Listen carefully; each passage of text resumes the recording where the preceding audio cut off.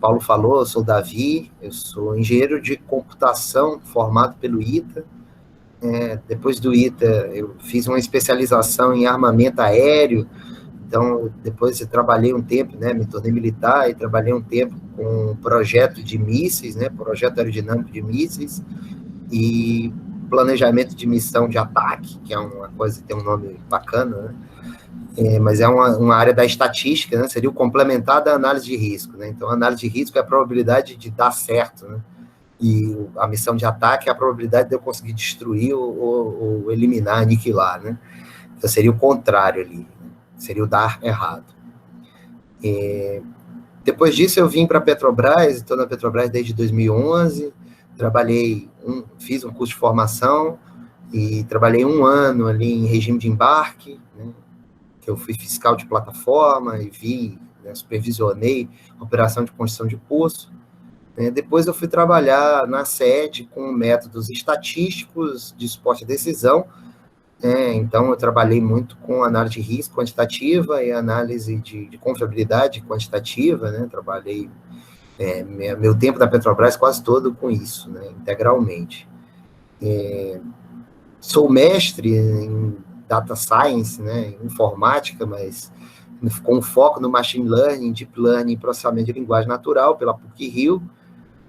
E também sou cientista de dados certificado pela FGV, né? Então, eu tenho muito a ver com essa parte de análise de dados, né? E análise quantitativa, né?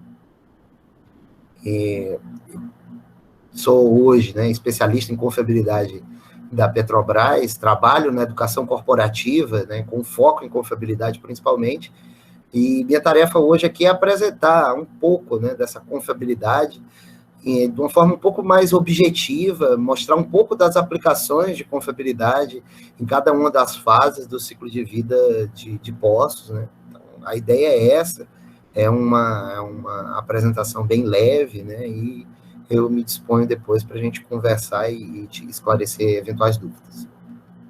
Então, o título da palestra é esse, né, Engenharia de Confiabilidade no Ciclo de Vida de poços submarinos, segurança, disponibilidade e otimização, que são aplicações diretas, né, da confiabilidade.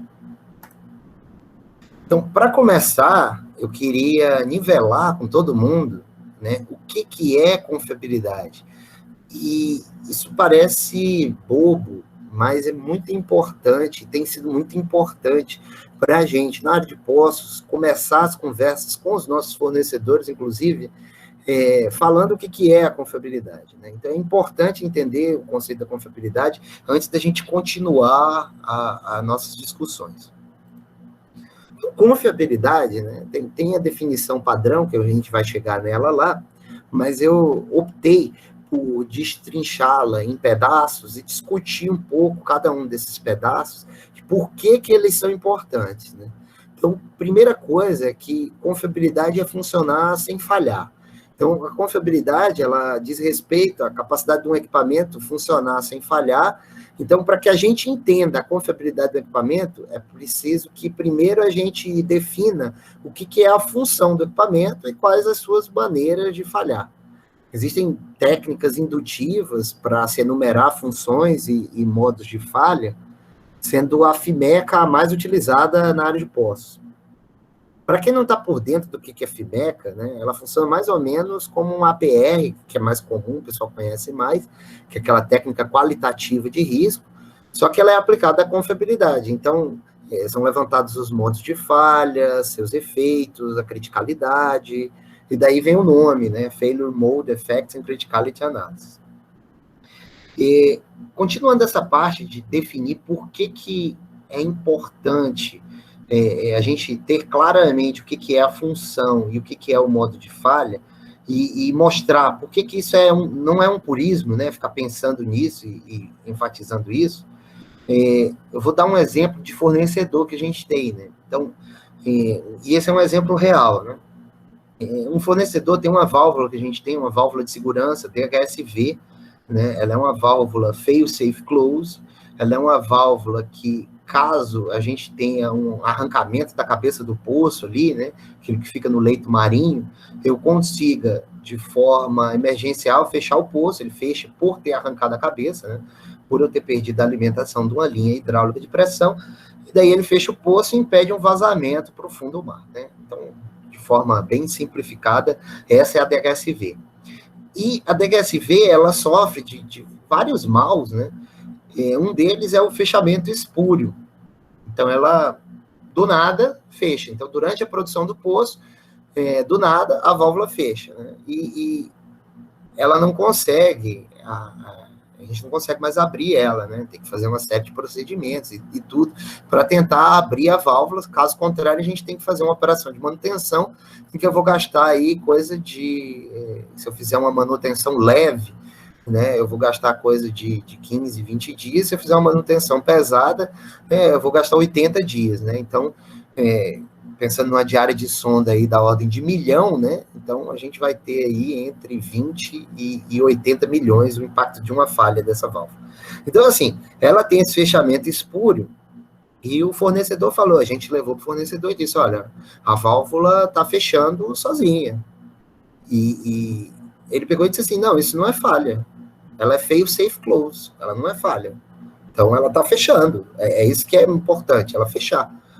E daí a gente entra toda uma conversa, né, que antes dela ser fail safe close, ela tem que ser válvula. Né? Então, é esquecido que ela, além de ser de segurança, ela também tem que ser válvula, que por isso ela tem que abrir e permanecer aberta, até que seja do nosso interesse que ela feche e permaneça fechada. E nosso interesse seria tanto comandar isso, quanto acontecer o problema na cabeça do poço que eu falei. Então, assim, é importante definir o que é funcionar e o que é falhar para os equipamentos, para que a gente tenha um diálogo melhor, né, com os nossos fornecedores. Então, esse é um ponto. O segundo ponto é que confiabilidade é uma probabilidade. Então, confiabilidade é um número, confiabilidade é uma medida. E existem vários entendimentos qualitativos de confiabilidade, como o da FIMECA, né? E eu não estou desencorajando eles aqui, né? Mas o impacto é limitado, então ele serve para ranqueamento, ele serve para uma outra coisa, não para um estudo quantitativo. E assim, quando um fornecedor chega para você e fala que uma válvula é de alta confiabilidade, porque ele testou ela por 1000 ciclos de abertura e fechamento, em vez de 100, né? Que é o que ele precisaria na vida do poço, você fica tentado a achar, poxa, então ela tem alta confiabilidade. Ela viveu 1000, ela precisava viver só 100, então ela é muito boa. E a gente é enganado, às vezes, por essa falsa percepção de que sobreviver a excesso de operação é confiabilidade. Mas a pergunta que eu deixo, e a pergunta para vocês fazerem quando se virem em uma situação parecida, é o seguinte, qual que é o valor da confiabilidade se ele sobreviver 1000 ciclos? E se sobreviver 500, né? Qual que é o valor dessa confiabilidade? Porque, às vezes, essa de sobreviver 1000 ciclos, você está chegando num nível de confiabilidade que é muito superior ao que você precisa. Você está pagando mais caro por isso. Né? Uma outra coisa, né, é que, então confiabilidade é quantitativo, confiabilidade pode ser fator de segurança de equipamento. Então, muita gente quer entender confiabilidade como fator de segurança. Então, um fator de segurança de 1.2 é melhor do que um fator de segurança de 1.1. Beleza, né? Eu estou sendo mais robusto. Mas a pergunta que fica também é qual que é a probabilidade do equipamento funcionar ou do equipamento falhar com esses dois fatores de segurança. Falar de fator de segurança assim não é falar de confiabilidade, é falar de análise estrutural. O terceiro ponto da confiabilidade, né, é que a confiabilidade é uma função do tempo. E essa ideia ela é importante porque alguns fornecedores, eles insistem que a confiabilidade é um número fixo, né? Então, ela é uma medida que varia no tempo, e tempo aqui, que eu estou falando, é uma coisa mais ampla. Então, ele abrange toda e qualquer variável que possa medir vida. Então, um exemplo, pneu, né, ele tem a vida medida em quilômetro, mas porque tem a degradação da borracha, ele também tem a vida medida em tempo, em alguma medida, né? O tempo, ele agrega essa informação sobre a vida por causa da degradação. Os eixos, por outro lado, eles têm a vida medida em ciclos. Então, assim, é óbvio, né? Está lá a função do tempo. Parece óbvio pensar que essa confiabilidade é uma medida que varia no tempo, mas a gente ainda tem esse problema, né, com os fornecedores. Outro exemplo dessa válvula DHSV, né? Então, um fornecedor de DHSV chegou para a gente uma vez e falou o seguinte: a confiabilidade da DHSV é 98%, porque eles instalaram 100 válvulas e só 2 falharam na instalação. Então, a pergunta que eu sempre sigo nessa conversa é a seguinte: essa é a confiabilidade em que tempo? Então, eu garanto 98% em 1 segundo. Eu garanto 98%, né? Agora, eu quero 98% em 27 anos. É isso que ele está me garantindo? Normalmente, não é. Quando a gente põe a variável tempo, você vê que esse 98% era 98% de sucesso na instalação, não é confiabilidade. E, normalmente, também o fornecedor ele não tem esses dados de operação para poder calcular a confiabilidade. Mas, né, o Márcio está aí, né, de prova, a gente tem um projeto com o Serma sobre isso, né, também sobre isso, que envolveu dimensionar teste acelerado, né, o fornecedor pode fazer teste de bancada e planejar esses testes acelerados e até testes de campo para levantar uma distribuição de probabilidade quantitativa, né, no tempo. Então, o último ponto, né, antes da gente ir na definição clássica ali de confiabilidade, é que a confiabilidade ela depende muito do cenário em que o equipamento se encontra. E cenário, né, eu estou chamando de cenário, até com a representação de cenário de cinema, mas a gente tem que pensar, o cenário é representado pelas condições operacionais a que o equipamento vai ser submetido. Então, um equipamento de alta confiabilidade em bancada, ele pode ter baixa confiabilidade em campo, sim. Ou ainda um equipamento que está instalado raso, né, ele pode ter uma confiabilidade maior do que um instalado profundo, né? Então, assim, é importante até na hora de dimensionar esses testes, pensar muito bem nas condições de campo, e pensar muito bem na aceleração que vai ser feita, né, e entender se a aceleração não está introduzindo um novo modo de falha. Então, o cenário é uma coisa muito importante, e com essas partes da definição de confiabilidade, a gente chega no conceito que todo mundo já viu, né? Que é a probabilidade de um item ou sistema funcionar sem falhas por um determinado período de tempo e sob determinadas condições operacionais. Aqui eu aproveito para trazer ainda uma distinção entre confiabilidade e confiança, né, que também é comum as pessoas confundirem, né? Então, a confiabilidade, segundo o dicionário, é a qualidade daquilo que é confiável. E a confiança é a crença de que algo não falhará, ou a crença de que algo é forte, ou algo é bom o suficiente para cumprir sua função, né? Então, assim, confiabilidade e confiança, elas são coisas diferentes e que, em alguma medida, andam juntas, né? Eu consigo dizer 98% de confiabilidade com 95% de confiança, né? O detalhe aqui é que eu posso ter confiança em uma coisa que tem alta ou baixa confiabilidade por causa disso. Então, eu tenho um exemplo legal aqui, que eu descaracterizei, né, para trazer para vocês, mas tinha uma sonda que a gente tinha a impressão de que ela era a melhor sonda contratada que a gente tinha. Então, todo mundo, não, essa é a melhor sonda, é a melhor sonda. Então, a gente tinha alta confiança na sonda, mas, na verdade, ela tinha vários problemas não reportados. Então, na verdade, ela escondia o jogo, né? Ela tinha baixa confiabilidade.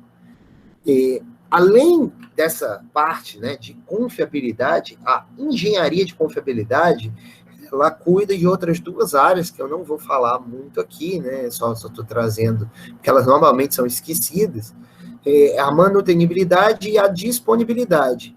Então, enquanto a confiabilidade é a probabilidade de funcionar sem falhar num determinado tempo, a manutenibilidade é a probabilidade de retornar a funcionar sem falhas num determinado tempo, dado que estava falho, né?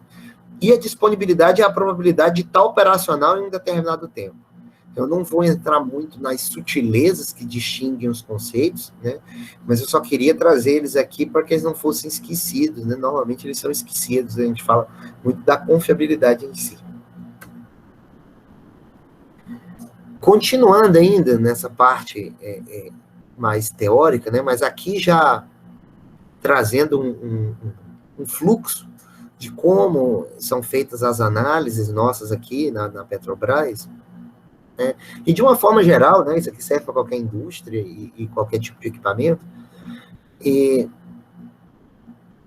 Primeiro, né, eu estou falando aqui de análise frequentista, né, então tá aí o Márcio, tá aí o Caio, que tem toda uma linha de Bayesiano que a gente não está abordando aqui. Acho até que é uma melhoria, né, que a gente tem de uma forma geral. A gente tem uma tendência a trabalhar primeiramente frequentista, mas as atualizações desses estudos, por exemplo, a gente pode incorporar uma lógica Bayesiana. Então, a primeira coisa vem aqui para a gente é a coleta dos dados, né? E que dados são esses que eu preciso coletar no caso de um estudo de confiabilidade para poços, né?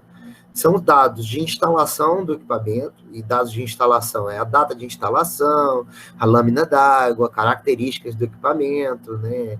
Se é para uma determinada pressão, se tem um determinado funcionamento, né? Se é esfera, se é flapper, enfim, né, pensando em válvula.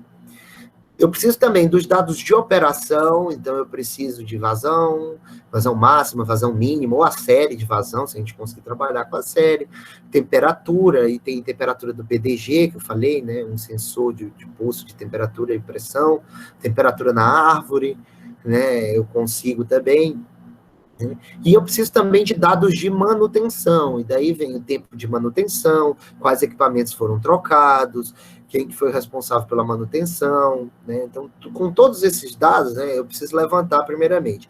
Uma outra coisa também que eu posso levantar são dados históricos, que eu posso levantar também dados de benchmarking, né, dados de correlação. Então, às vezes eu preciso trabalhar com um determinado campo, né, e para esse campo eu não tenho, ou ele é novo, né, ou eu não tive eventos de falha suficiente, daí eu faço uma correlação, ou pego dados genéricos da indústria. Né? Um mal-entendido que tem, e por que eu estou falando isso? Né? Porque tem esse mal-entendido de que para fazer estudo de confiabilidade eu só preciso de dado de falha, e negativo, né? A gente precisa dos dados do funcionamento também, que a gente chama de dado suspenso, dado censurado, né? Porque no momento em que a gente vai fazer o estudo, ele ainda está funcionando corretamente, se a gente não leva ele em consideração, a gente pesa muito a mão. Depois vem uma parte de análise exploratória, que eu trouxe aqui nos próximos 2 slides, um exemplo de por que ela é tão importante, mas essa parte de análise exploratória, ela permite que você entenda como que está esse seu dado e que tipo de conclusão você vai conseguir tirar, né, a partir dos dados. Né? Ele te permite também fazer análises rápidas, gráficos, medidas estatísticas, para entender como esses dados estão, até para delinear como é que você vai processar, entender o que tem de dado sujo, o que tem de dado limpo, o que tem de dado faltante, o que você vai fazer com esse dado faltante, né? O que você vai fazer com os dados que chamam a atenção ali, aqueles outliers, né? Isso é muito importante. E pensando, né, no tipo de dado que a gente trabalha, né, tem uma diferença, o Márcio observa bastante isso, né, tem uma diferença do dado que a gente trabalha na literatura, né, nos exemplos, na academia, e o dado da indústria. Né. Dado da indústria, a gente costuma falar que eles são music, né, multivariado, incerto, esparso, incompleto e corrompido. Né? E, normalmente, se você for olhar essa etapa de coleta e análise exploratória e processamento, que é anterior à confiabilidade propriamente dita, a você achar um modelo de Weibull, a você achar um modelo de Cox, a você planejar um teste acelerado, essas etapas aqui, normalmente, elas são as mais custosas, né? É aqui que você gasta boa parte do tempo, diria 90% do tempo. Por fim, né, com o dado coletado, analisado, delineado, né, processado, aí a gente encontra as curvas de probabilidade de falha, no nosso caso aqui, e daí partiria para fazer análises, comparar cenários, fazer simulações. né? Essa é a ideia geral do que a gente pratica, né, em Poços hoje. Aqui, um exemplo, né, de como é importante a análise exploratória, são exemplos fictícios, mas inspirados em análises reais. Né? Então, a gente acha, cheguei, peguei os dados, coletei, analisei, cheguei numa curva de probabilidade de falha. Aí, uso aquilo numa especificação técnica, uso aquilo numa simulação, não fiz análise exploratória. Mas aí, quando você vai fazer análise exploratória, você vê que o equipamento é muito ruim. Né? Quando você vai fazer análise exploratória, né, você poderia ter visto, por exemplo, que existem diferentes fornecedores desses equipamentos. E que ele é muito ruim, mas 50% dos equipamentos estão vindo do mesmo fornecedor. Então, se a gente está focando em estudar esse equipamento, daí a gente já vê que tem uma coisa errada. E daí, sem fazer o estudo de confiabilidade, né, eu já tenho uma ideia de que tipo de ação eu posso fazer para melhorar. Então, mudar de fornecedor é uma dessas medidas, né? Mas aqui em análise exploratória, a gente precisa confirmar essas coisas. Né? Uma outra coisa, aqui já pensando em termos de modelo, né? 45% dos equipamentos não são mais contratados. Então, até onde esses dados históricos que você usou e achou essa curva bacana que você está usando para fazer a simulação, até onde esses dados representam, né, o teu cenário atual.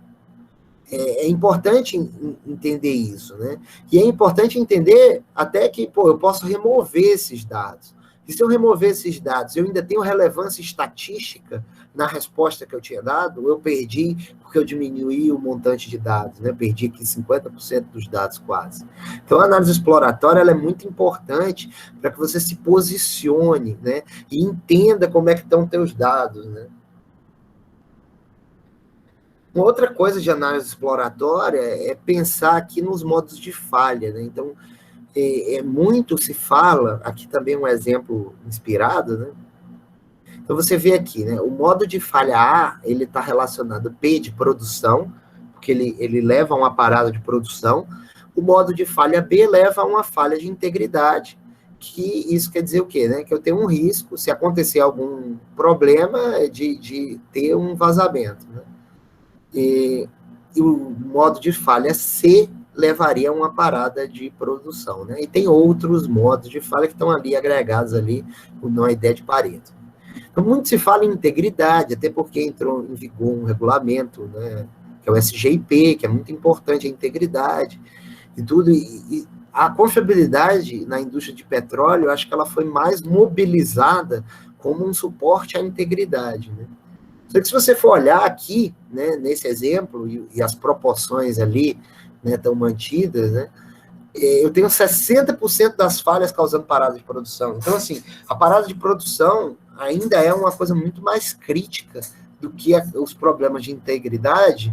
Então, isso deveria fortalecer, né, o teu patrocínio para fazer o estudo de confiabilidade. Então, você conseguiria mais patrocínio, por exemplo, da produção para registrar os dados. Olha só, produção, se você passar a registrar melhor os dados, eu consigo fazer um estudo e eu vou conseguir entender melhor a confiabilidade desse equipamento e contratar um equipamento melhor que vai te poupar aí 60% das paradas de produção que você teve. Então, isso te dá argumentos, te permite ter um storytelling ali, né, até para você fazer o marketing, né, do teu estudo de confiabilidade, que é bem importante. Então, eu falei uma parte, assim, em geral, e agora vem uma parte, né, e o ciclo de vida de poços de petróleo. Né? Então, eu defini confiabilidade, falta falar das fases do ciclo de vida, como que os trabalhos estão suportando, né, a confiabilidade. Como os trabalhos de confiabilidade estão suportando as fases de vida. Né? Então, a primeira fase é a fase de projeto, e essa fase engloba projeto conceitual, básico e executivo, e a confiabilidade ela entra de forma mais pesada aqui, como era de se esperar, né? Que aqui eu vou gastar uma boa parte, né, da apresentação. Por que a gente deve planejar a confiabilidade? Né? Então, planejar a confiabilidade ajuda em metas comuns a muitas empresas. Então, você aumenta a competitividade, você aumenta valor econômico agregado, e no caso de poços, né, eu consigo escolher uma configuração ótima de coluna de completação, pensando em termos de construção, confiabilidade e mantenibilidade. Otimizando o VPL, né, porque eu estou diminuindo ou estou achando o ótimo ali, né, de custo de manutenção de OPEX, que isso aumenta a competitividade, ou mostrando que o projeto é inviável, porque o VPL é baixo demais ou negativo. Né? Então, eu vou ter uma estimativa mais realista, né, para o VPL do projeto. Então, uma outra coisa, eu posso pensar no planejamento da confiabilidade, e todas as aplicações, eu estou falando de coisas que a gente aplica aqui. Né? Pensar em nível de carteira de projeto. E isso permite que eu tenha uma versão otimizada do OPEX plurianual e que eu melhore meu dimensionamento de sobressalente, que eu aumente o valor econômico agregado, porque eu diminuo o estoque, né, que é um custo parado ali, né, eu otimizo o estoque, na verdade. E a engenharia de confiabilidade, ela também entra, né, nas boas práticas e diretrizes de projeto, permitindo que os especialistas, de forma objetiva, né, consigam comparar decisões ali, vou optar pelo caminho A ou pelo caminho B de configuração, né? E além disso tudo, né, eu estou fazendo um overview do que eu vou desdobrar nos próximos slides. Então, além disso tudo, ela tem que ser integrada também no processo de contratação de equipamento e desenvolvimento de novos equipamentos. Né? Então, tendo todo esse raciocínio como base, eu vou apresentar trabalhos feitos nessas linhas: diretriz de projeto, desenvolvimento e contratação de equipamentos, seleção de alternativas e estimativa probabilística de falha. Na diretriz de projeto, como eu falei, né, a ideia aqui é mostrar como a confiabilidade pode ajudar a tirar dúvidas sobre o comportamento de falha de equipamentos em cenários diferentes. E aqui eu estou trazendo duas situações comuns que a gente enfrenta na diretriz de projeto. A primeira delas é comparando equipamentos diferentes e respondendo a pergunta, né? Vale a pena ter o equipamento A em vez de ter o equipamento B? Né? E isso vale para comparações entre equipamentos removíveis com heavy curve, como a BRV, que é uma válvula insertável, a DHSV, que é essa válvula que eu falei de segurança, também vale como para equipamentos removíveis com manutenção light workover, né, leve, como a VGL, que é a válvula de gás lift, ou a válvula seca. O segundo tipo de problema que a gente enfrenta é compara o cenário de instalação e responde se vale a pena instalar um equipamento no cenário A em vez de no cenário B, né? E aqui, por exemplo, eu vou instalar o equipamento raso, eu vou instalar o equipamento profundo. Né? E todas as questões, né, essas duas questões, elas são maiores do que confiabilidade.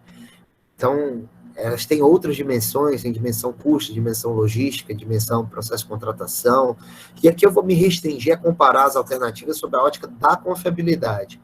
Outros critérios, eventualmente, vão ser necessários e devem ser utilizados para comparar as alternativas. Como responder aquele tipo de pergunta?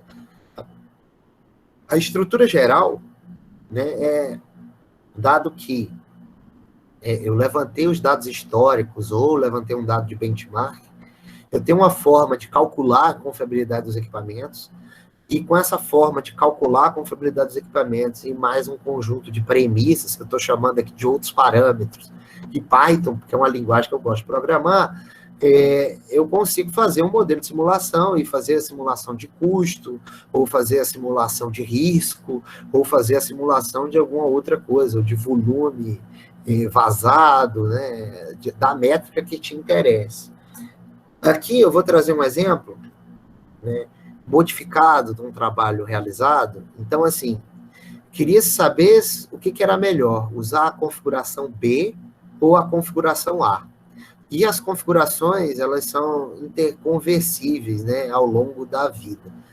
Né? Então, a pergunta era, né, qual a probabilidade de ser melhor descer uma coluna com a configuração A, em vez de descê-la já com a configuração B? Né?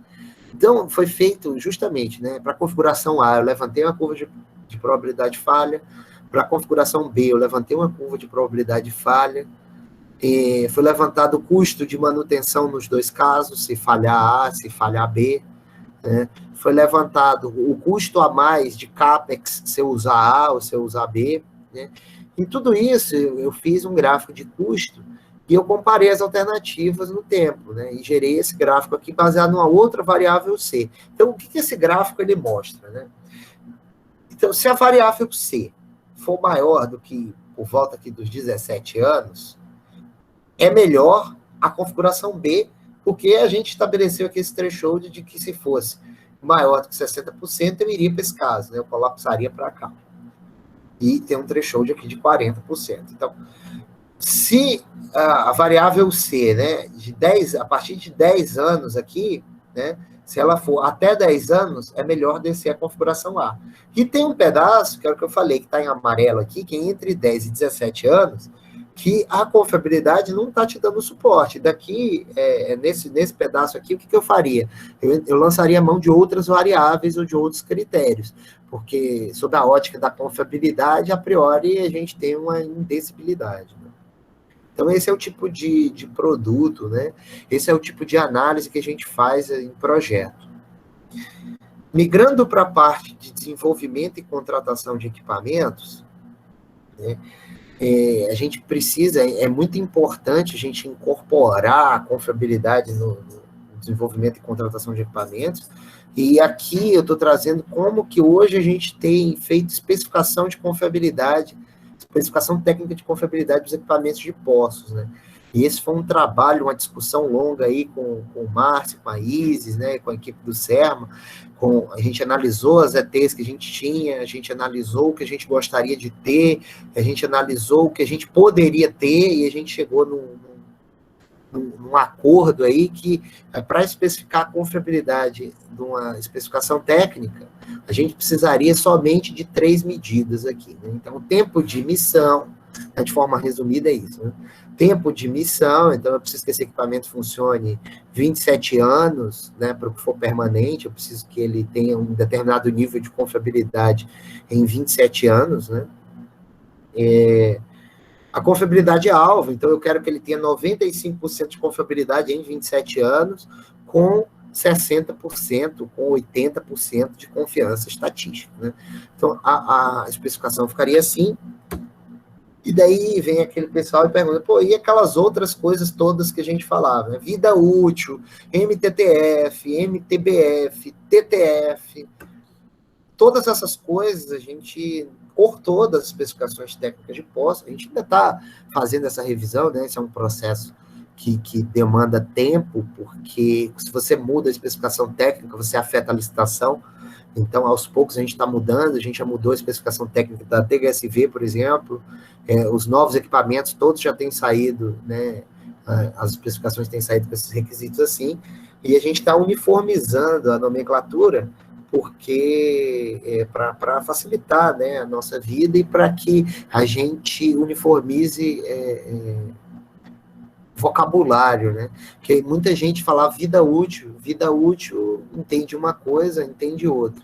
Agora, confiabilidade alvo num tempo de missão com a confiança estatística, isso é uma coisa bem específica.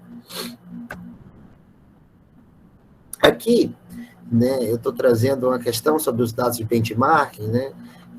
Também de um exemplo que a gente fez, a gente fez um estudo nosso e com os nossos dados e comparou isso com o dado de benchmark, que no nosso caso vem desse banco que chama Wellmaster. E se você olhar, eles são diferentes, né? Mesmo sem um teste de hipótese aqui, eu poderia dizer que eles são diferentes. Eu faria um teste de hipótese para garantir, né? Mas se você olhar, não tem nenhum overlap dos dois intervalos de confiança, né?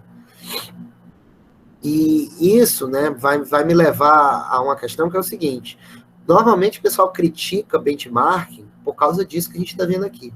Porque o benchmark ele pode não representar suas condições operacionais. Então, o que a gente está vendo aqui é um equipamento, né, que é o mesmo tipo de equipamento, mas parece que ele está sendo operado de forma diferente, né, em condições diferentes.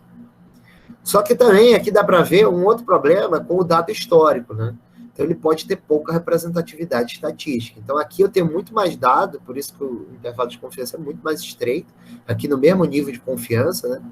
E aqui eu tenho poucos dados, então o intervalo de confiança fica mais largo, e isso acaba trazendo questões para sua análise, né? Então, você pode perder a assertividade por usar só o dado histórico ou por usar só o dado de benchmarking, né?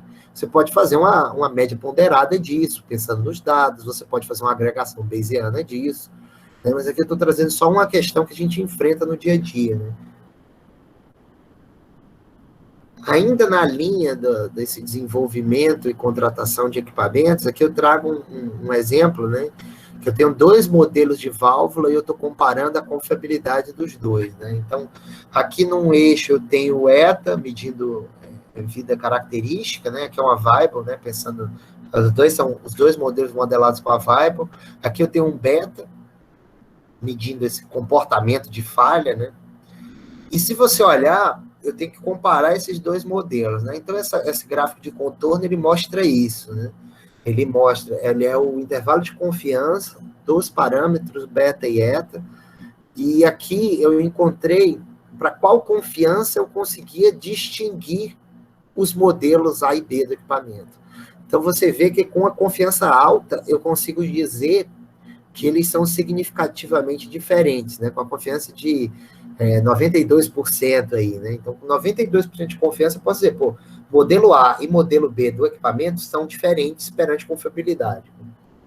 E pensando na análise, né, se você projeta a vida característica aqui, você vê que tem um overlap enorme e que, na verdade, não parece que é na vida característica que eles são diferentes. Parece que é no comportamento de falha que eles são diferentes, né? Então, enquanto que o Rosinha aqui está indo a betas, né, de 3.5, 3.6, né, beta bem agressivo, né, o azulzinho aqui, ele fica em torno de beta 1, né, e indo a betas menores do que 1. Então, vê, uma ferramenta simples como essa daqui, né, que é um intervalo de confiança, já te dá um suporte numa contratação de equipamento, né? Então, pô, eu posso comparar e dizer, olha só, no meu nível de confiabilidade, esse equipamento aqui não atende, né? Eu consigo comparar isso. Ou eu posso dizer, pô, eu não quero esse equipamento participando da minha licitação porque ele está fora. Um detalhe é que esses estudos de confiabilidade eles não podem ser alienados de um especialista técnico do equipamento, né? Então, depois que eu faço essa análise, eu converso com o cara. Então, o cara é especialista técnico, consultor dessa válvula, vou lá, converso com ele. Pô, e aí, isso faz sentido? Ah, faz sentido por isso, por isso, por isso. Ou não faz sentido nenhum. Tem alguma coisa errada. De cara, né, você pensa assim, pô, o modelo B parece pior, porque ele tem condições aqui, ele tem betas mais altas e tudo. Mas se você for olhar, o modelo B, por exemplo, pode estar sujeito a condições mais agressivas, né? Aqui, para fazer esse tipo de comparação, eu estou pressupondo uma homogeneidade que pode não existir, né? Então, só ter esse tipo de cuidado, né? Mas a confiabilidade atua fortemente aqui, né? E também foi um processo nosso, né? Foi um processo de contratação. Aqui, uma outra coisa, né? Que além da confiabilidade em si, né? A gente, como eu falei, né, tem a questão do cenário, e seria legal a gente levar em consideração também as condições operacionais.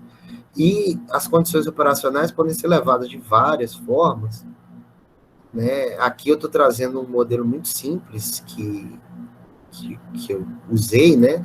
A gente já refinou esse modelo num outro projeto, mas eu usei aqui uma regressão de Cox para analisar o efeito de algumas variáveis, né,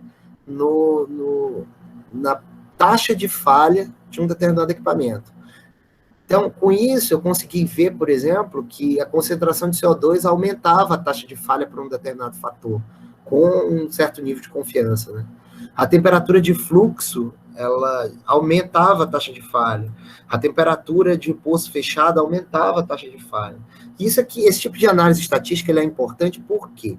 Porque quando a gente vai delinear os testes acelerados, a gente quer entender a física de falha, mas cada física de falha de um equipamento desse, ainda mais em sistemas que não são observáveis, né, é difícil até reproduzir as condições dele em superfície, cada física de falha dessa que a gente estuda é um mestrado, né, é um doutorado, que a gente vai ter que aguardar, né.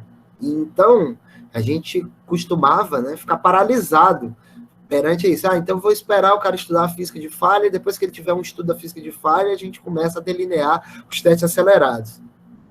Com esse tipo de metodologia estatística, né, como a regressão de Cox, aí teria que ver se os riscos são proporcionais ou não, né, a gente aqui já fez um modelo com riscos não proporcionais, né, mas com esse tipo de metodologia você consegue pelo menos ter uma ideia de variáveis mais relevantes para que você comece a delinear esses testes acelerados, né? Então, a moral aqui é que a ferramenta estatística, ela te dá suporte para agilizar uma coisa que você precisa no dia a dia, ali, né? Como engenheiro de confiabilidade. Aqui, né, um pouco para fechar essa parte de desenvolvimento, né, um pouco de como que a gente está mudando a indústria como um todo, assim, né? E o Márcio e o Serma participam muito disso, né? Então, historicamente, né, foi feito um projeto antigamente, um projeto de confiabilidade de BOP, que envolveu, né, ele ganhou até um prêmio da ANP, envolveu envolveu os fornecedores de BOP, envolveu algumas prestadoras de serviço, envolveu bastante gente, foi um projeto muito grande.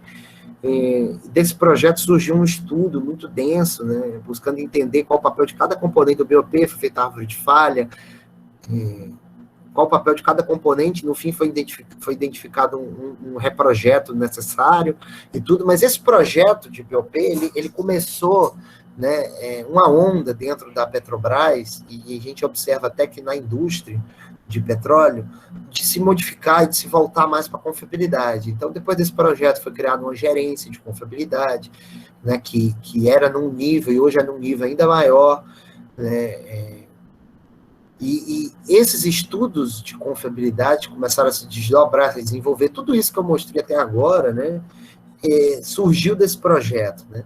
E uma coisa legal também que surgiu desse projeto é o seguinte, a partir dele, né, a gente começou a pensar em confiabilidades teóricas, né, para alguns equipamentos, pensando num arranjo. Então, baseado até numa dissertação, agora eu não lembro, acho que é uma dissertação, né, norueguesa, ela calcula, né, a confiabilidade teórica de um BOP elétrico, que ele não existia totalmente elétrico, ele não existia eletrohidráulico. Então, ela calcula e mostra que é melhor do que o BOP eletrohidráulico. Então, com isso, né, você cria uma prova de conceito e você começa a provocar. Vamos começar a desenvolver novos equipamentos elétricos, completação elétrica, né, para o poço. Existem vários exemplos de novos desenvolvimentos e tudo isso está sendo feito nessa parceria, né, que é entre a operadora, entre mais de uma, inclusive, às vezes a gente com a Shell, às vezes a gente com a Total, e a parceria entre operadoras, fornecedores e universidades, entendeu? Então, é muito importante o papel do Serma nisso aqui, nessa mudança cultural que a gente tem promovido, né, na confiabilidade, no uso da confiabilidade na indústria de petróleo. Aqui, né, um pouco da parte de seleção de alternativas, são duas aplicações mais breves ali, né? Mas quando eu vou escolher um projeto, né, então eu vou escolher projeto X ou projeto Y, a gente tem várias métricas, né? O custo, que seria o CAPEX ali, hoje, majoritariamente CAPEX, que a gente contabiliza, complexidade, então, dificuldade de construção, né, do poço, produtividade, então, às vezes, uma configuração leva a uma produtividade maior do que outra, mas é importante incluir também o custo de manutenção, e para isso a gente precisa de um modelo de confiabilidade e manutenibilidade para cada configuração comparada. A gente está desenvolvendo isso, a gente tem projeto que está trabalhando nisso, em melhorar esse modelo de comparação de configurações, e é importante a gente priorizar isso, porque às vezes uma construção barata leva a uma manutenção cara, né? Ou uma manutenção barata leva a uma construção cara. A gente tem que achar um ponto de equilíbrio, né? Isso a gente está atuando também. E uma outra coisa que a gente tem é a estimativa probabilística de workover. Então, o OPEX do projeto, ele é calculado baseado em simulação de Monte Carlo. Então, eu tenho, né, algumas entradas simplificadas, né, aqui no modelo. Então, eu tenho o início do poço, o início da produção do poço, o fim da produção do poço. Eu tenho uma curva de probabilidade de falha que, a priori, eu fiz baseada nos dados de construção, manutenção e operação. E eu tenho também um mix de falha, né, em que eu tenho vários escopos, tipo de manutenção, e com probabilidades associadas, e daí eu faço a simulação de Monte Carlo e tenho isso para projeto, né? Então, os percentis ali, P10, 50, 90, e dependendo do cenário do projeto, um projetista se posiciona, né? Então, dependendo da percepção dele de risco, é um projeto só de pulso reaproveitado, então são poços muito velhos, eu vou ser mais conservador, então eu vou mais para P90. Ou não, é um projeto só de poços novos, uma configuração que a gente já conhece, uma configuração já batida na Petrobras, a gente pratica isso muito bem, tudo, então eu iria mais aí para um P40, né? Então, tem toda essa questão da estimativa probabilística de workover, isso também entra tanto no projeto quanto no portfólio, né? Aquela análise de portfólio que eu falei, se você for pensar, comparar todos os projetos da companhia. Para fechar, né, eu vou passar agora um pouco sobre, ainda não é exatamente o fechamento, mas vou passar brevemente sobre cada uma das outras fases, né? Eu trabalhei principalmente na fase do projeto ali, então meus estudos principais são na fase de projeto, por isso eu falo mais em projeto, mas durante a construção, né, a confiabilidade, ela auxilia algumas questões que a gente tem atuado muito forte, né? Então, uma delas é a frequência de teste de equipamento de segurança. Então, para a frequência de teste de equipamento de segurança, como o BOP, por exemplo, a gente fez um estudo agora recente para tentar modificar isso de 21 para 28 dias, né? E todo o estudo foi feito baseado em análise quantitativa de risco em cima de modelo de confiabilidade. E uma outra coisa que a gente pode fazer é analisar a confiabilidade durante as operações e tomar decisões de continuidade operacional aqui, né? Baseado no arranjo atual do poço. Lembrando que, ao longo da construção, o arranjo do poço também muda, né? Então, tem um momento em que a única coisa que impede ali, né, o vazamento para a superfície é fluido, né? É fluido e revestimento e válvula, né? Fluido, revestimento e árvore. Então, isso vai mudando ao longo da construção, até o próprio fluido vai mudando ao longo da construção, e tem todo um desafio de modelagem disso que a gente tem atuado. Uma outra coisa é a frequência de manutenção de equipamentos associados a serviço. Então, tem vários equipamentos que ficam na sonda, né, de perfuração, que eles também sofrem manutenção, a gente contrata eles como serviço, a gente não contrata o equipamento em si, né, mas ele precisa de manutenção. Então, atuar nisso, a gente tem uma linha muito forte hoje, que atua nisso e que melhorou muito a questão da manutenção desses equipamentos, fazer uma preventiva, né, esses equipamentos, unidade de cimentação, né, as cabines, equipamentos estão nas cabines. E uma outra coisa que você pode atuar aqui na parte de construção é PHM, então é fazer análise de sinais durante lembrando que, né, a gente tem poucos sinais, mas fazer uma análise de sinais para inferir sobre a saúde do poço, como tentando prever alguns eventos durante a construção, né, como uma prisão de coluna, a partir de dados de pressão e de vazão, isso hoje, por exemplo, a gente já faz. Esses são alguns dos temas que a gente endereça a confiabilidade, né, na construção, e um ponto importante de salientar é que a construção de poços, ela é responsável por implementar o projeto com a confiabilidade estimada, né? Então, é aqui nesse momento que, tudo aquilo que a gente calculou e estimou a OPEX e calculou a confiabilidade dos equipamentos em si, tudo, é na construção que a gente vai manter, né? Claro que durante a construção tem toda uma questão de confiabilidade humana, tem toda uma questão de processo ali, que você pode danificar um equipamento, né? Dano inicial, você pode ter dano inicial durante a descida, você pode ter algumas questões desse tipo, né? Você pode raspar um revestimento durante a descida, que vão degradar aquela confiabilidade inicial que a gente tinha planejado, né? Então, é legal também trazer isso, porque tem uma ideia que construir mais rápido é sempre melhor, mas nem sempre é melhor, porque às vezes construir mais rápido, né, você pode levar a dano inicial, como eu falei, durante a descida, né, e você pode levar uma perda do equipamento e daí vai sair muito mais caro, né, porque você vai gastar muito mais tempo construindo. Na construção também é importante porque surge um dado que não foi citado até então, que é dado de teste dos equipamentos, né, e falha na partida dos equipamentos, né. Então tem uma parte, sim, da confiabilidade que trata disso.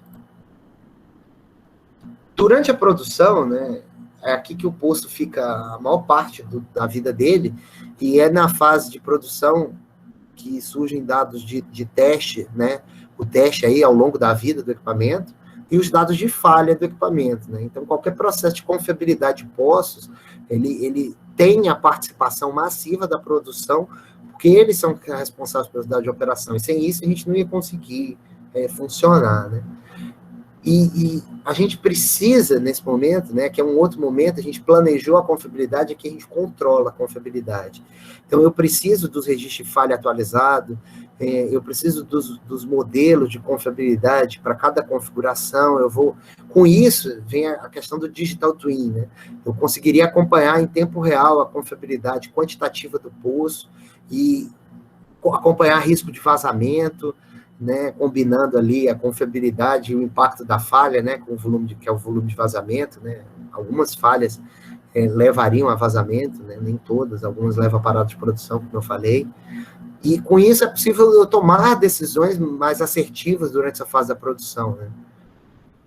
Então, ela é muito importante, é onde o posto fica a maior parte do tempo. E aqui na produção, as frentes de trabalho, elas são divididas também, né, na mesma linha ali, diretrizes de produção, questões de continuidade operacional, questões de CBM, né, previsão de manutenção baseada em condição, e PHM, né, para prever, tentar antever falha. Na manutenção, a confiabilidade ela entra mais ou menos da mesma forma que na construção, que é a manutenção e a intervenção, né? E os projetos, portanto, são as mesmas coisas, né? São as mesmas linhas de atuação que a gente tem na manutenção. O diferencial aqui é que na manutenção tem o registro do dado de manutenção, né? Então, esse dado ele afeta tanto aquele modelo probabilístico de falha, né? Que entra ali na estimativa do OPEX, que ele depende do mix de falha. Então, ele afeta também a manutenibilidade dos poços, né? Então, qualquer estudo que a gente venha fazer, qual a probabilidade de um ocorro acontecer em 50 dias? Em 50 dias eu consegui recuperar esse poço, né? Eu preciso desse dado de manutenção, e é importante que esse dado ele venha da forma mais estruturada possível, com pouca liberdade para preenchimento, que é o que a gente tem hoje em grande medida, né? A gente reestruturou, a gente melhorou tudo nessa linha, né? Um campo muito importante é o escopo do workover, né? Então, qual foi essa manutenção que eu fiz no poço? E ele tem que ter uma taxonomia própria para evitar confusões futuras, né? Como todo trabalho de ontologia, né? A gente tem que ter um trabalho inicial grande aí para especificar. No abandono, né, o extra aqui é pensar na confiabilidade da configuração abandonada. Lembrando, né, o abandono é uma etapa que eu vou entrar no poço, né, viveu aí esses 27, 30 anos aí, entro no poço, vou deixar, ele não vai mais produzir, né, vou retirar alguns equipamentos e vou deixar ele em condição segura para sempre, né. E uma coisa legal, né, que a gente... Eu vi até no Israel, que o Caio citou aí no começo, né, de Trondheim, né, foi feito um estudo lá para a confiabilidade das cápsulas de contenção de lixo radioativo. Elas exigem uma confiabilidade de 99% em 500 anos, né? Então, esse exemplo é legal e um pouco mais concreto, é o tipo de coisa que a gente quer, né? Então, a gente quer uma confiabilidade alta para uma configuração abandonada, né? Para uma configuração que eu deixei lá, apesar de nome abandono, abandonar não é largar lá, né? Tem um processo de abandono. Para fechar, né, eu queria falar da cultura, e assim, muitas iniciativas estão sendo feitas em confiabilidade na área de postos, não só na Petrobras, eu vejo na indústria como um todo. Então, o desenvolvimento de equipamento, acho que mudou o paradigma, os projetos, a maneira que você compara configurações, a maneira que você toma decisões em postos degradados, tudo está mudando por causa da confiabilidade ali, né? Acho que a confiabilidade está permeando bem todas essas áreas. Mas eu ainda acho que o maior desafio que a gente tem é cultural, e nesse sentido a gente tem muito espaço para melhoria, né? A cultura da confiabilidade é uma coisa que a gente precisa cultivar, né? Confiabilidade dos ativos tem que ser um valor para as companhias, como é segurança, né? Afinal, as duas coisas estão bem relacionadas. Então, tem que ser um valor, né? Não é um estudo ou alguma coisa feita. Tem que ser um valor da companhia, né? Uma coisa estruturada. Então, eu agradeço aí a todos, né, que puderam estar presentes. Eu espero ter contribuído um pouco para difundir a cultura da confiabilidade, né? E espero que essas iniciativas apresentadas inspirem, né, os senhores e contem comigo aí nessa jornada de confiabilidade. Eu deixo aqui meu contato e é isso.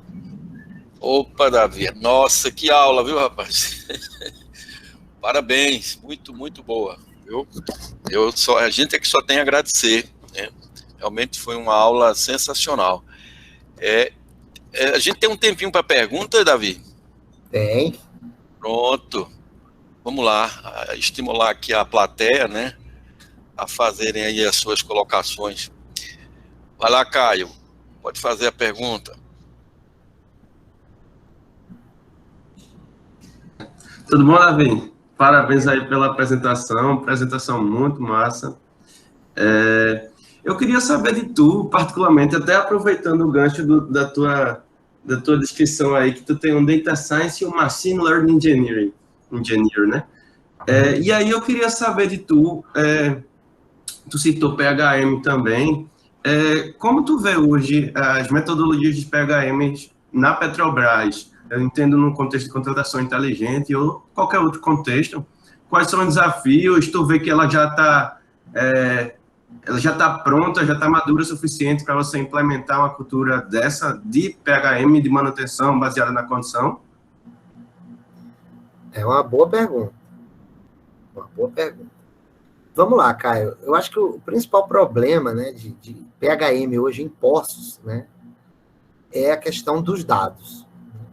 Então, a gente hoje, né, o que é o poço ali, né, falando de uma forma bem grosseira, né? O poço é um ativo submarino, né, muito profundo, que a gente tem poucos dados ali, né? Tem alguns dados de temperatura, alguns dados de pressão, mas em profundidades específicas. Então, você imagina, o poço tem uma extensão aí de 2.000 metros e eu tenho dado de temperatura e pressão em 2 profundidades, entendeu? Às vezes um pouco mais, né? Se usar uma válvula de completação inteligente. Então, assim, tem espaço, né, para a gente melhorar, tem espaço para a gente processar esses dados e ver o que a gente já conseguiria usar de PHM durante a vida do poço, né? Mas são poucos dados, né? Então, tem todo um desafio aí de sensoriamento. Então, melhorar, né, fazer equipamentos, já está sendo desenvolvido, tá? Então, já começaram a fazer, por exemplo, válvulas com autodiagnóstico, que manda sinal para a superfície dizendo alguma coisa de lubrificação, alguma coisa de que está aberta ou que está fechada, melhor, né? Sem ser uma medida indireta. Então, acho que tem bastante espaço para desenvolver coisas, mas os dados são muito limitados, né? A gente tem poucos sinais ali. É diferente, por exemplo, de um equipamento que está na superfície, um motor, ou um eixo, alguma coisa assim que eu conseguiria medir vibração, que eu conseguiria medir alguma coisa mais rica, assim. Beleza, massa, Davi. Obrigado, valeu mesmo. Davi, tem uma pergunta aqui do Robson Rosário, né? Não sei se você está vendo aí no chat, né? Estou vendo, sim. Quer responder direto para ele? Posso responder. Oreda, né? Aqui, vou começar não respondendo ele, mas explicando uma questão, né? O Oreda, ele não tem dados de poços, né? Essa era uma dificuldade que a gente tinha. Então, o Oreda, ele é um banco de dados de benchmark de petróleo, que tem dados de submarina e de superfície. Então, ele tem tudo que está do leito marinho ali para cima, ele tem alguma coisa, né? Ele tem os dados lá. O Elmaster é um outro consórcio que a gente tem, aí são só dados de poços, né? Dos equipamentos de poços. Então, são todas as válvulas que estão lá, revestimento, árvore e tudo, né? Então, assim, a gente usa os dados de benchmark em conjunto com os dados históricos que a gente tem. Então, à medida que a gente vai tendo o dado histórico, a gente compara ele com o dado de benchmark e a gente vê se tem divergência, como aquele caso que eu mostrei, né? Então, tinha divergência. Tendo divergência, a gente preferiu usar o dado Petrobras, porque o nosso cenário realmente é diferente do restante da indústria, e a gente usa. Agora, não tendo o dado Petrobras, porque a gente ainda está numa etapa de estruturação, então a gente está fazendo bateladas aí por equipamentos, né? O Márcio acompanhou uma parte disso, ele viu os dados de DHSV, né? Ele viu os dados de ICV, né? Que é a válvula de completação inteligente, e a gente está, hoje já tem mais equipamentos que a gente tem dado, então a gente usa o dado de benchmark à medida que a gente não tem o dado histórico nosso. Eu não sei se eu consegui responder, Robson. Se você puder falar aí. Perfeito. Ficou muito claro, Davi. Obrigado. Beleza. Essas informações são bem complicadas e vou participar de um projeto bem similar. E assim, eu tô, pela sua resposta aí sobre o Oreda, só confirmou o que eu já imaginava, né? Até a versão mais nova, 2015, 2018, né? Que estou adquirindo ainda. Não sei se você chegou a consultar elas, mas a de 2002 eu realmente não encontrei essas informações. É isso aí. Eu acho que é o conceito do Oreda, né? O Oreda, não sei a versão mais nova, né? Que ele agora virou o Oreda Web. Tem toda uma questão aí que eu não acessei ele recentemente. Mas ele tinha esse conceito, né? De que ele não tinha equipamentos de poço, né? Só o Elmaster e tinha um outro banco de dados de referência que me falha a memória agora. A gente usa o Elmaster.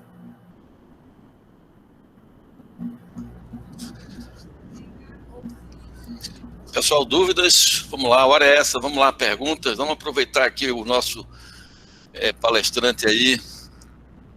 Aí, Márcio levantou a mão. Vamos lá, Márcio. Eu tenho, na verdade, primeiramente, agradecer ao Davi, né, como o Paulo falou, é uma aula, né, de aplicação dos conceitos de confiabilidade ao longo de todo o ciclo de vida do poço, né, e é muito interessante, né, impressionante, assim, ainda essa falta de padronização, né, que se tem dos conceitos, no uso dos conceitos de confiabilidade, né, e é algo que a gente precisa reconhecer isso, né, porque tem vários atores com backgrounds diferentes, trabalhando em prol de um mesmo objetivo, e a gente precisa reconhecer isso como o primeiro problema a ser resolvido, né? Senão a gente não consegue andar, então não dá para pensar em situações, métodos, modelos mais sofisticados, que exigem também dados, né, mais sofisticados, se você não assentar o cimento aí, né, colocar a estrutura bem feita, porque você não vai, então, assim,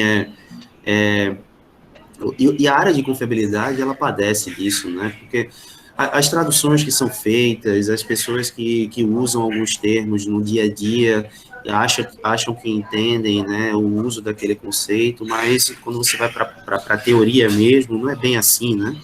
Então, você tem vários exemplos aí de coisas que, não é isso, não. Depois que você explica que as pessoas passam a entender. Então, acho que é perfeita essa preocupação da companhia, né, de não normatizar, mas uniformizar o conceito, para que todo mundo fique na mesma página, né? Para que todo mundo fique na mesma página. Eu tinha uma pergunta muito, assim, relacionada com a do Caio, que, assim, a gente está participando nesse desafio com vocês, né, nesse projeto, que ele é muito focado na parte de planejamento, que foi a tua maior parcela aí da apresentação, né, que é um desafio à parte, né, você está ali no início, com incerteza gigantesca, E as soluções são inovadoras, às vezes disruptivas, né, completamente novas, e você tem esse desafio de coletar o dado, mas eu entendo que o planejamento, né, o desenvolvimento, ele é finalizado quando você obtém no mínimo, o mínimo de dados possíveis para você tomar decisão, né? Então, você tem dados, né? Podem ser o mínimo possível, mas você tem alguma coisa ali. Só que a minha pergunta é, qual o desafio para que ao longo, você respondeu para o Caio que problemas são dados, né? Mas quais os desafios que você encara aí, né, além dos dados, se há algum, para que essa estimativa de confiabilidade que foi atualizada lá no início e que você fez para um horizonte de previsão muito grande, né? Às vezes, de 27, 3 décadas, ela seja atualizada, porque na própria construção você tem, como você falou, os danos iniciais, às vezes você quer reduzir aí o tempo de construção, de perfuração, e você, né, a completação, você acaba embutindo ali, né, um fator dano que já tem um impacto, já corrige aquela confiabilidade, né? Então, assim, claro que tudo passa por dados, mas você enxerga alguma coisa, né? Se você fosse colocar um roadmap, né, de implementação, o que você viria aí de tecnologia ou de metodologia que precisaria ser implementada e desenvolvida para que seja viável, né, essa atualização da confiabilidade que foi estabelecida no T negativo, né? Não é nem T0, né? No T negativo, né? Assim, que eu vejo hoje, né? A gente está nessa linha de acompanhar a confiabilidade em tempo real, né? E hoje a gente tem até um projeto, você deve ter visto já a apresentação do Luiz, né, da DNV, acho até que ele apresentou aqui, né? Foi o último, antes de você. Pois é. Então, o Luiz, ele foca muito, aquele trabalho foca muito na confiabilidade teórica, né, à medida que eu vou tendo eventos de falha, só, né? Só, mas é uma coisa gigantesca, né? É uma evolução, é sair da Idade Média para a Revolução Industrial, assim, é um negócio, ainda não é o 4.0, né? Que é o que você está perguntando, ainda não é o 4.0 que a gente precisa. O que eu vejo, né? Primeiro, modelagem do dano. Primeiro, né? Primeiro a gente precisa ter isso aqui tudo muito forte, né? Acho que a primeira coisa, ainda tem iniciativas, né? Então tem uma iniciativa aqui, um acolá, a gente transformar isso tudo numa frente, né? De atuação dentro da Petrobras. E a gente está fazendo isso em grande medida. Então, a gente está se unindo, inclusive, a outras áreas que não só Poços, para valorizar a confiabilidade como um programa estratégico da companhia, né? Então, uma coisa maior. Então, a primeira parte, eu acho que era um grande desafio que eu acho que a gente está vencendo. A segunda parte é refinar isso, né? Que tudo que a gente está fazendo, a gente pode até colocar a condição ali do poço. Então, prevista uma pressão, prevista uma temperatura, mas a parte de confiabilidade humana, a gente não está colocando, né? Então, tem toda uma parte de confiabilidade humana durante a construção, né, que vai levar a dano inicial. Você mesmo trabalhou ali naquelas árvores de falha, você vê que entrava ali, né, como modo de falha, alguma falha durante a construção que advém de falha humana, né? E essa parte, essa daí eu acho que a gente está na Idade Média, entendeu? Essa parte de confiabilidade humana, eu acho que a gente está na Idade Média e tem muito... E durante a operação, né, a gente planeja o poço e a confiabilidade para uma condição de operação normal, né?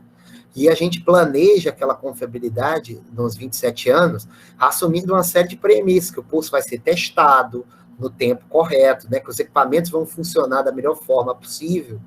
E como quem constrói e quem opera não são as mesmas pessoas, há uma diferença de visão. Então, a produção, normalmente, ela tem uma meta de óleo que ela tem que produzir, então ela tende a forçar mais o poço, né? Então, tem uma parte de ver a condição real de operação, né? Então, ver que o poço está sendo mais drenado, ou drenado mais fortemente do que deveria, ou que está aumentando a vazão, e isso realimentar o modelo de confiabilidade, porque o dado de produção, ele até existe, mas esse link dele voltar no modelo de confiabilidade, a gente vê, ó, nessa condição de uso, você está acelerando, entendeu? Então, aqueles 95% que você garantiu e estimou um OPEX de, sei lá, tantos milhões, entendeu? Agora já não é mais. Se você operar nessa condição, o OPEX subiu, vai ter que provisionar mais dinheiro para isso, vai ter que replanejar, né? Então, eu acho que esse feedback da produção, não só a coleta do dado em si, mas esse feedback da condição de operação, da confiabilidade humana na construção e na operação, eu acho que isso acho que tem muito ponto de melhoria aí. Perfeito. Ainda existem os desafios, né? Vários deles, né? Sim. Não, aqui a nossa audiência é formada por vários alunos que estão ou já desenvolvendo projetos ou estão em busca de ideias inspiradoras aí para que eles esbocem, né, os projetos de pesquisa deles. Então, minha pergunta foi nesse sentido aí, né, para inspirá-los, motivá-los né, nesses desafios aí que a indústria do petróleo ainda possui dentro dessa ênfase de confiabilidade, né?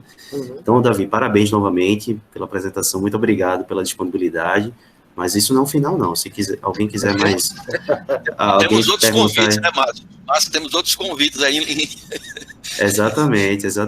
A depender, quando ele estiver disponível, pode voltar aqui e apresentar para a gente novamente. Beleza. Eu agradeço vocês, estou disponível para perguntas aí, se tiver mais alguma. Se quiserem conversar depois no particular, né, tá aí meu LinkedIn, tá aí meu WhatsApp, meu celular pessoal, né, então pode entrar em contato. Eu estava ali na palestra e achei interessante tal coisa, quero desenvolver, quero discutir, a gente conversa. Eu sou uma pessoa mega acessível, né, o Márcio sabe disso, o Paulo também, sou uma pessoa mega acessível, gosto de conversar também, né, então contem comigo aí. Se não quiser perguntar agora, quiser perguntar depois, também não tem problema. Davi, eu tinha uma pergunta rápida. Você falou no estudo que foi feito no BOP, né? Uhum. Aí você pode falar um pouquinho mais sobre isso, tentando, né, trazer para os dias de hoje, né, questão de confiabilidade, o que é que aquele estudo motivou dentro da Petrobras? Posso. Primeiro, né, por que o BOP, né? Porque o BOP era uma coisa, era o equipamento que a gente tinha, que mais parecia uma coisa de superfície, né? Ele é uma coisa que eu consigo resgatar, ele é uma coisa que eu consigo fazer, ele é reparável, né? No sentido de reparável, eu consigo trocar um componente dele ali, e ele volta a operar, e ele estava gerando muito tempo perdido, que é a medida da vez, né? O pessoal adorava tempo perdido, isso coisa de 5 anos atrás. Então, o pessoal, tempo perdido era uma coisa que motivava, né? Porque isso aumentava o tempo de construção, e CAPEX é dinheiro agora, né? OPEX o pessoal tende a relevar mais, porque OPEX é dinheiro depois, e daí dinheiro depois é corrigido, né? Tem uma taxa de juros para trazer esse valor presente, ele acaba custando menos, né? Então, o BOP foi escolhido por isso. O que o projeto do BOP fez, né? Basicamente, se pegou o BOP, se fez uma análise, levantou os dados de falha, se fez uma análise de causa raiz, se montou bow-tie, montou árvore de falha, e na árvore de falha se detectou ali o que eram os componentes mais críticos, né, e pensou em reprojeto. Esse é o que foi feito. Depois disso, o resultado foi muito bom. Então, a gente conseguiu engajamento com outras operadoras, a gente conseguiu engajamento com outros fornecedores, a gente conseguiu engajamento até da universidade ali. Isso trouxe uma coisa, a gente ligou uma lampadinha, né? A gente pode usar, confiabilidade não é abstrato, né? Eu acho que foi essa lampadinha que ligou. Aí, com essa lampadinha, impostos, né? Que a Petrobras é muito grande, no refino a parte de confiabilidade é muito forte já, né? Mas impostos, ligou a lampadinha, a gente pode usar isso para fazer várias coisas em impostos. E daí surgiu, né? A gente sofreu uma reestruturação na época, e surgiu um setor que era qualificação e confiabilidade. Então, confiabilidade foi criada uma gerência, né? A bem dizer, uma gerência de confiabilidade, em que eu fui trabalhar lá, né? E essa gerência de confiabilidade, ela era num nível, né, que a gente chama de setorial, né? É uma gerência menor ali, né? A gerência da ponta, não é menor, é da ponta, né? Hierarquicamente falando, né? Tem a diretoria, gerência executiva, gerência geral, gerência e gerência setorial. Então, ela é a menorzinha ali. E a gente foi desenvolvendo esses estudos, inclusive junto com o SEMPES ali, os projetos surgiram, né? Todos esses projetos que eu falei com a UFPE, com a USP, e tudo, né? Até os projetos em si, né? A alocação da verba ANP para os projetos pegou uma fatia maior a confiabilidade porque, enxergou valor, né, na confiabilidade. E hoje a confiabilidade ela cresceu, né? Então eu falei que ela era uma gerência setorial, ela hoje é um nível de gerência em impostos. Então ela tem 2 gerências setoriais abaixo, uma cuidando de equipamentos, desses equipamentos de postos, e o outro cuidando dos equipamentos da sondagem, né, das sondas que vão construir os postos. Então a gente está evoluindo nesse sentido, e hoje a gente tem uma parte outra que é de integração, que promoveu também, né, da gente se aproximar das pessoas que são destaque em confiabilidade já na Petrobras, das áreas, né? Então, por exemplo, a submarina da Petrobras está começando como a gente ali. Então a gente se juntou, 2 é mais forte que 1. Se a gente divide os esforços, os dados são mais ou menos parecidos e tudo. Aí, superfície está mais adiantado que a gente, né? O pessoal da UEP, né? Com os equipamentos da UEP, as bombas, né? A parte turbomáquina, estão mais adiantados. Então, a gente juntou. Então, superfície, submarina e poços, hoje a gente está junto. Quase uma coalizão ali, né? A força da confiabilidade. Então, eu diria que tudo isso começou com esse projeto, sabe? Então, esse projeto foi substancial para mudar a confiabilidade, né?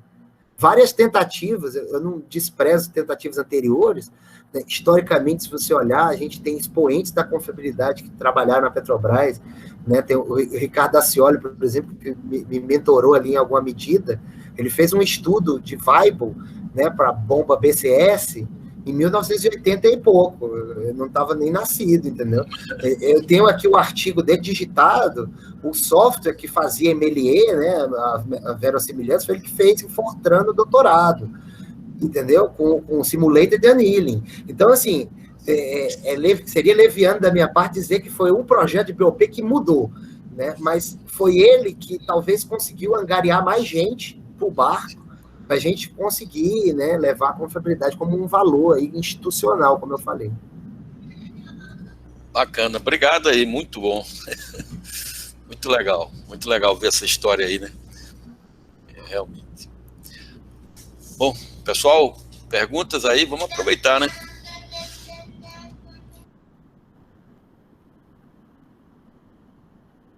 Bom, Márcio, fechando aí você. Deixa eu tirar do mudo aqui. Não, só agradecer novamente ao Davi, ao Paulo também, que fez costurou aí, né, a organização do evento, convidou o Davi, né, enfim, agradecer a ambos e a todos os demais ouvintes do nosso 8º webinar de 2021, que foi uma maravilha. E, Davi, quando você tiver uma disponibilidade, novamente, o convite está feito. Tá, muito interessante e muito enriquecedor, né? A gente discutir confiabilidade com pessoas que estão ali com a mão na massa todos os dias, vendo quais são os desafios, trazendo esses desafios para a gente, para a academia, para a gente tentar contribuir da nossa maneira. Eu acho que é super interessante esse canal, né, de comunicação entre a academia e a indústria, tá? Então, a gente mantém as portas abertas para vocês aí da Petrobras. Viu?